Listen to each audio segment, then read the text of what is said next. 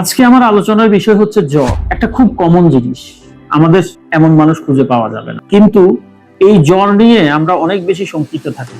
আমরা যদি একটু সাহস নিয়ে, একটু মন দিয়ে আমাদের এই জ্বরটাকে ধৈর্য ধরে মোকাবেলা করার চেষ্টা করি, সেক্ষেত্রে আমাদের ওষুধ খাওয়ার পরিমাণ কিন্তু অনেক কমে যায়।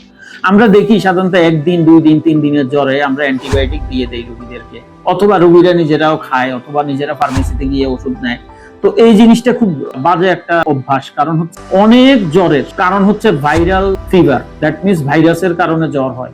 সেই ভাইরাস ঘটিত জ্বরটা কিন্তু অ্যান্টিবায়োটিক দিয়ে কোনো লাভ হয় না। তো সেই ক্ষেত্রে অ্যান্টিবায়োটিকটা আসলে মিস ইউজ হচ্ছে। আমরা এই জিনিসটা খেয়াল রাখবো।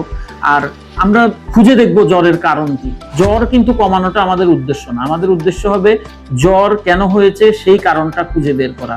আমাদের জ্বরের অনেক কারণ থাকে। আমরা কমনলি যে রোগীগুলা পাই, সব রোগী এসে হয় শুনতে চায় যে আমার টাইফয়েড হয়েছে কিনা, আমার ম্যালেরিয়া হয়েছে কিনা, আমার ডেঙ্গু হয়েছে কিনা। এই 3টা ছাড়া কিন্তু রোগীরা আসলে জ্বরের অন্য যে কত কারণ থাকতে পারে সেটা নিয়ে তারা খুব বেশি সচেতন থাকেন না। আর একটা প্রচলিত ব্যাপার থাকে, যেটা হচ্ছে টাইফয়েডের কতগুলো টেস্ট আছে, যেমন উইডেল টেস্ট বা ভিডাল টেস্ট বলে অনেকে।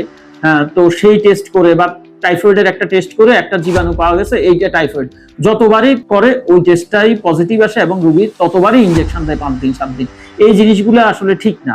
আমাদের সত্যিকার ভাবে জ্বরের যে কারণ সেটা খুঁজে বের করতে হবে, এবং আমরা যদি দেখি 5 দিনের বেশি আমাদের জ্বর হচ্ছে, আমরা অবশ্যই চিকিৎসকের পরামর্শ নিব। এবং অনেকে জ্বর কমানোর জন্য ব্যথার ওষুধ সেবন করে থাকেন। মনে করেন কারো একজন জ্বর হলো, ক্লোফেনাক সাপোজিটরি দিয়ে দিল, ডাইক্লোফেনাক সোডিয়াম। এটা কিন্তু খারাপ, কারণ ডেঙ্গু রোগ যদি হয় কারো এবং ও যদি বুঝতে না পারে এবং ব্যথার ওষুধ সেবন করে, সেই ক্ষেত্রে কিন্তু ডেঙ্গু রোগের সমস্যাটা বেড়ে যায়। আমরা ডেঙ্গুতে সাধারণত কি করি, যত কম ওষুধ দেওয়া যায় রোগীকে, যত পরিমাণে পানি কিংবা ফ্লুইড, স্যালাইন এগুলা খাওয়ানো যায়, সেক্ষেত্রে রোগী ভালো থাকে।